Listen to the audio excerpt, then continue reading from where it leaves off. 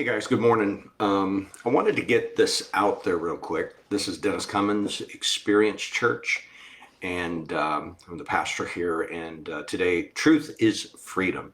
And that's really what this is about. If you don't understand what our freedom and what our rights, where they derive from, we will give it up willfully and easily. And we won't even realize what we've tapped out on.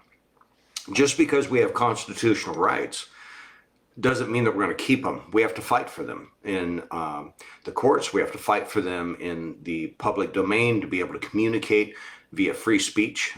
Free speech is not free, and they are out to silence any opposition that keeps them from their agenda. House Bill 1333 here in the state of Washington. This is in regards to the domestic terrorism study put together by Ferguson, the Attorney General here in Washington State. And we have to understand, I've talked to people and people are like, oh, this will never go through. This won't happen. This will get shot down. And of course, there's lawsuits that are waiting in the wings, ready to be filed. But what people have to understand is we have to understand the difference between the rule of law and the effect of law. And they can make this a law, even though it's not constitutional. They can make this a law. Now we have to fight it. And while we're fighting it, they have the effect of law to be able to start to press these unconstitutional laws on us. And that means that it could do grave harm and grave damage to good people that just simply have good old-fashioned conservative values.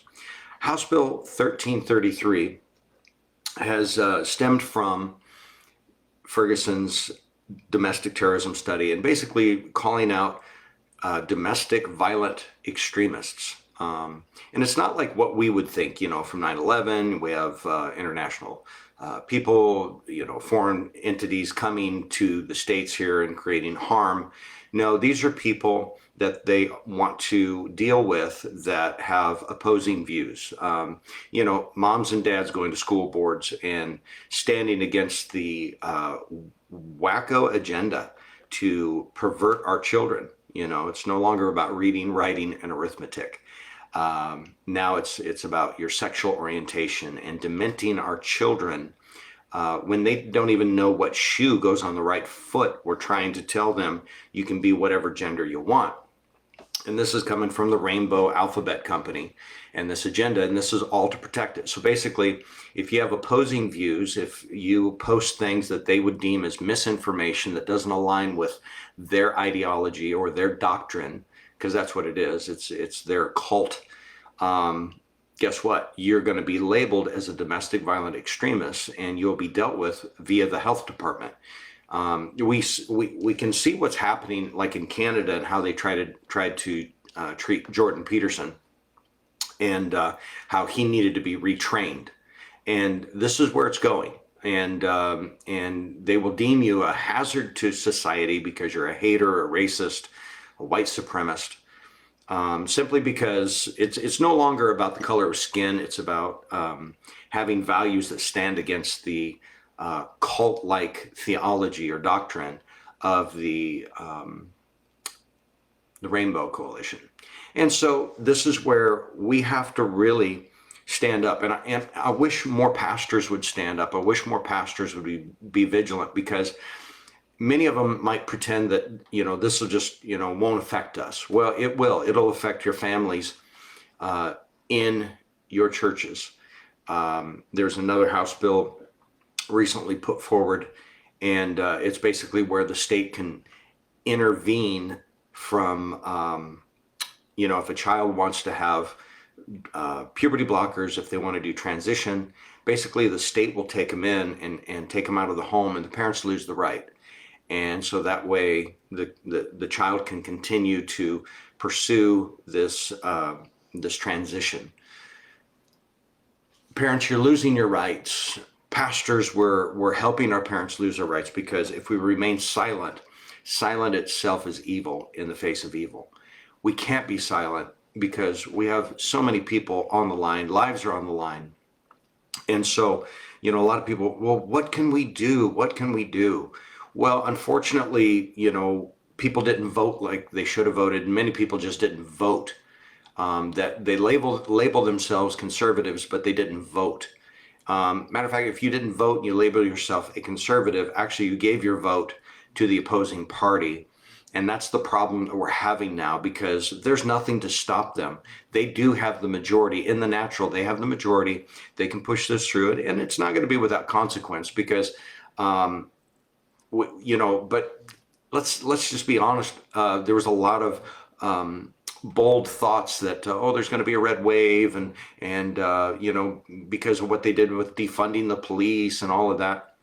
You know what? It didn't happen, and so many people are out of touch because nobody wants to talk about it in these conservative circles. So I want to challenge you: make this a topic. You guys need to talk about it at the dinner table. Those of you that are going to churches and this is news to you, you need to be talking to your pastors and saying, why aren't you talking about this? Why aren't you bringing this to us? And so many people say, well, politics doesn't belong in the church. Well, politics are coming after the church. And so if we don't put up a proper defense and help, we need to stop this. And I'm just reading a couple of comments here. We can see the AG's bias. It's very clear, especially when in his domestic terrorism study report. You can pull it up. It's right here. You can read it. Just search for it. But he proudly put it on. The Twitter. He was so excited about it, and it directly says that it's going to affect our First and Second Amendments. Right there. So they've totally showed their cards. They totally have revealed their agenda and what they're going to do and what they're trying to do. But if we don't wake up and see, because they're just responding from their nature, okay? That's their spiritual nature.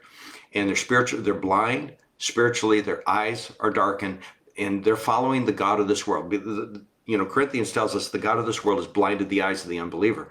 And this is the challenge that we're dealing with. We're dealing with people that can't see, and we can't expect them to see. So we're the ones that, if we're following Christ and biblical values, we should be the ones speaking. We should be the ones saying, look, this is wrong, and this does not belong. And so I just want to, get this out, just a quick message, and encourage you to share this. Because I get shadow banned a lot. I put out pivotal things, and I see that there's no responses. And so we have other channels that we put it on, but I just want to encourage you to share this out, because that'll help with their way to get around all of their shadow banning. So the more that you share it out, the better. But you know what? I find the people that are afraid to share it out, they really don't share these values. And so if you share it out, really, you're wanting to defend the innocent, right? And we have to protect the innocent. That is a biblical mandate, that we protect the innocent, those that cannot speak for themselves, And so, one thing that I always like to say here at Experience Church, because you can see a lot of different churches, and they'll have the same theological or doctrinal statement on their websites. And what I find, though, is some can have the same theological or doctrinal statement on their website, but yet they're woke. And so what I like to say is, you can really tell if a church is woke or if they're truly standing with biblical values, is this. We believe in biblical marriage between one man and one woman, okay? What two legal consenting adults do in their privacy, that's their business, okay? But we honor biblical marriage between one man and one woman. We honor the right to life from the womb to the tomb. We honor two genders and biblical sexuality. We honor the rule of law with responsible policing. And we honor the fact that we are all created equal, okay? So those 5 statements right now, if this goes through, if you believe those and you state those and you put these out on social media, that's misinformation and is considered a domestic violent extremist. That's what this is, people.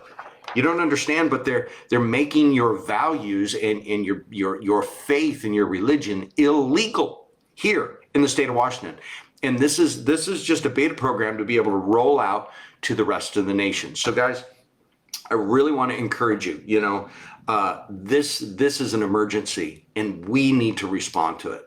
And so a lot of people say, how do we respond? You need to you need to do something different that you've never done before. And you might need to write your senators and your local representatives. You need to communicate with them respectfully, but articulately to say, we are against this. This is vile. This is wicked. This is not right. And we stand against this. This is powerful because last year when we were talking about these health department camps, quarantine camps, okay? And these are facilities. We have eyewitness testimonies that these have been built or being built. This is not some conspiracy theory. This is evidence. And again, this is all a part of the plan with using the health department for domestic violent extremists, okay? They're going to use the health department. Where do you think they're going to help retrain or reprogram these people? People think this is like crazy, but yeah, it's just the rewind of Germany. But these are things that we need to communicate and stand against, because if we don't, our silence is going to be a vote in their favor. And so I really want to encourage you. I'm praying for you guys. Be strong out there, and God bless you. Remember, truth is freedom.